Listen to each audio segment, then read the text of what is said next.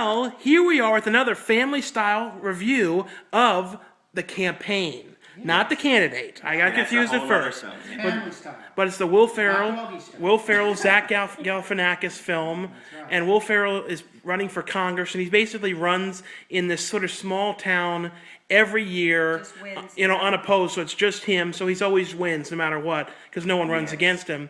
No and it's John Lithgow's character and Dan Aykroyd who are trying to, bring basically a Chinese factories to the small town where they live, and cheap labor, charging 50 cents, and they don't know how to get it approved. Yeah. So I think it's like their cousin or something like that. Wasn't that who Zach Galifianakis was in the movie?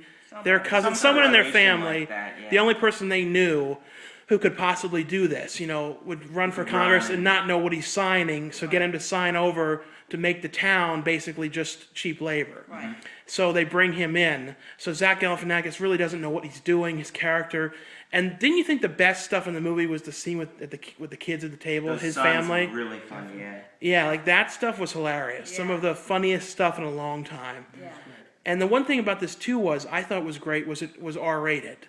Because, you could see a movie like this, they could make it the same kind of movie, PG-13, and be very toned down. Cut back on all of the real humor that's like the dirtier stuff and just sort of tame stuff. But out of, these kind of movies, like political things, like Man of the Year, you remember that Robin Williams one? Well, remember... That was horrible. Remember also Ides of March, that Ryan Gosling and George Clooney one, which was way more of a serious take on this kind of subject, but with presidency, not just Congress. And what about that one, Head of State? Remember that one with Chris Rock? See those ones. Don't think that you're going into a movie like that. Real boring political. No, this is way more humorous. No, but a lot of political films can be kind of boring. This is not even. I mean, it has political as a background, but it's all the stuff they're going through, like Will Ferrell's character trying to impress all the different types of religions. So he's going there and trying to get everyone in the town to back him. So it becomes like a war between the both of them. Yeah. Doing all these crazy things, and I don't know. What did you all think of it? I really enjoyed it. I mean, it was the first kind of political sort of take on a film that I've really enjoyed in a while. That didn't bore me at any parts, or it didn't cut back at all. It was funny all the way through. Yeah, it was really. There was no real lack. Didn't miss a beat, I have to say, and I didn't even want to go. You didn't? Well, we went to Onward last night. Yeah, we were pretty drained after that. It was a great show, but it was like 106 degrees there. And it's like a desert there, it's like going to Coachella or something. But I'm glad I went. It was that good. Well, and then in the very beginning, there was somebody in the back. That the laser pointer. Like who outside of the 90s owns one of those anymore? Well, I mean, unless you're training a dog or something. Boy, no, the last time I saw someone fucking around with a laser pointer was like in 1998 or 99 in The Faculty. Do you remember? Yeah. In the one scene with the boobs at the end. Yeah, but he was putting the thing on the boobs. That was the last time I saw a laser pointer in the theater. Didn't you see that whole row of numbnuts in the back? No, there's a bunch of... There was a whole bunch of them. Yeah. But somebody went out and told on them, and then a whole bunch of the people that worked there just stood there waiting. We did get frisked. On the way in, they checked your bags, and you were sneaking in popcorn. Luckily enough, Paul Blart just let you bring it in. Paulina Blart. Paulina Blart.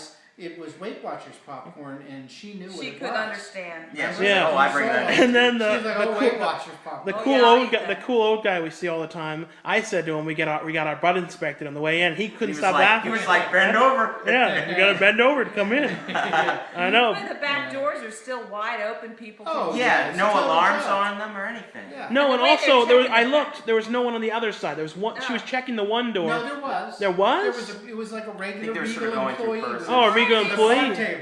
Oh, why are they so sure about pocketbooks? I mean, with all the pockets on your pants, you could have had 16 different pistols in there. I know. Really? It's just weird now that the movies are starting to do that. But I think it'd be better to just, I don't know. We're not going to go into that subject. Well, I mean, maybe put a metal detector as you're walking in or something, but that gets a little bit excessive. I know. It's like going to Disney, and they check your thing, and then you have the water, and they're like, you can't bring that in, ma'am. I know.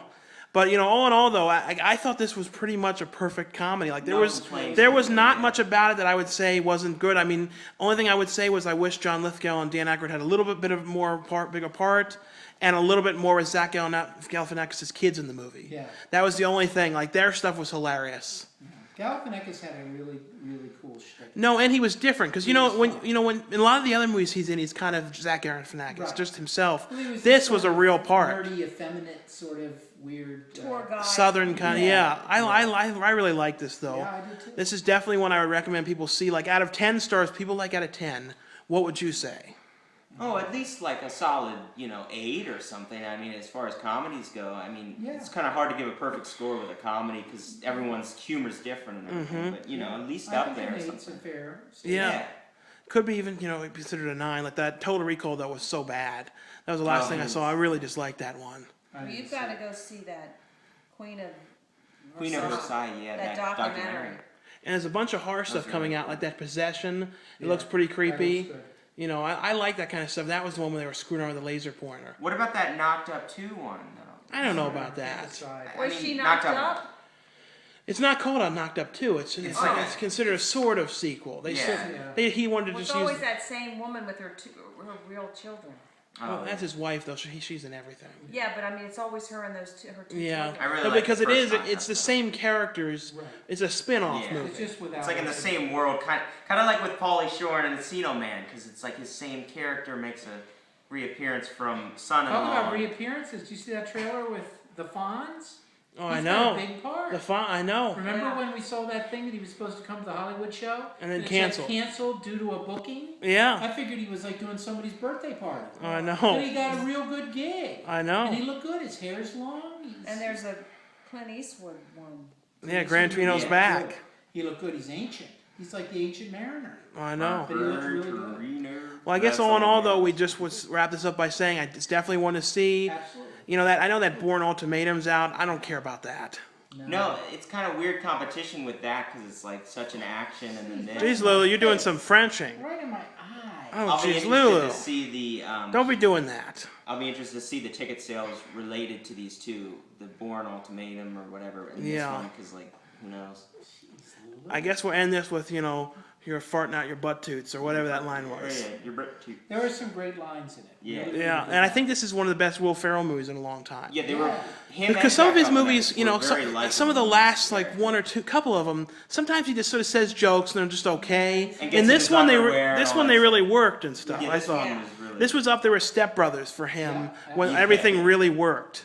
But anyway, though, we'd say definitely check this one out. I was And, looking for John C. Reilly in this one, but Oh, I like, know. he didn't make an appearance. and I don't know what the next thing we'll review is, but we'll see you later when we do another family one. See ya. Okay. Okay.